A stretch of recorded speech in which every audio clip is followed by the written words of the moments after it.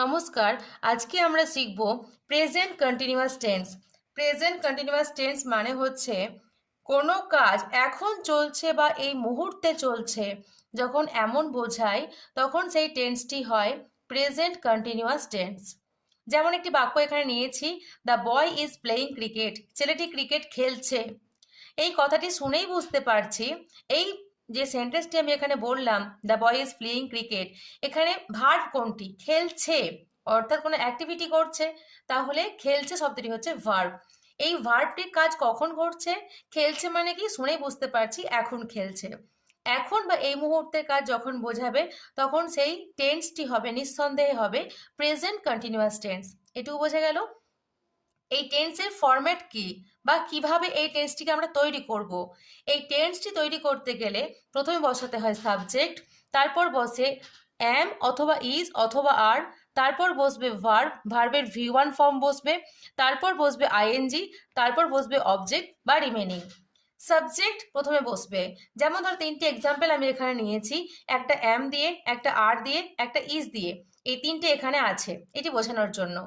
যেমন ধরো সাবজেক্ট যদি আই হয় তাহলে আই এর সাথেই কেবল প্রেজেন্ট টেন্সে অ্যাম বসে, বাকি কারো ক্ষেত্রে বসে না। ইজ কখন বসে? যখন সাবজেক্ট যখন থার্ড পার্সন সিঙ্গুলার নাম্বার হয় সেই ক্ষেত্রে ইজ বসে। দেখো third person singular, singular S আছে আর কি আছে? ইজ, এর সঙ্গে কিন্তু এস আছে, তাহলে এস এর সঙ্গে এস যাবে। এটা মনে রাখার ট্রিক বললাম। থার্ড পার্সন সিঙ্গুলারের সঙ্গে কিন্তু ইজ বসে প্রেজেন্ট টেন্সে, বোঝা গেল? বাকি সবার ক্ষেত্রে কিন্তু প্রেজেন্ট টেন্সে আর বসে। তার মানে কি সাবজেক্ট যখন আই হবে তখন তার সঙ্গে অ্যাম বসবে। সাবজেক্ট যদি থার্ড পার্সন সিঙ্গুলার নাম্বার হয় তার সঙ্গে বসবে ইজ।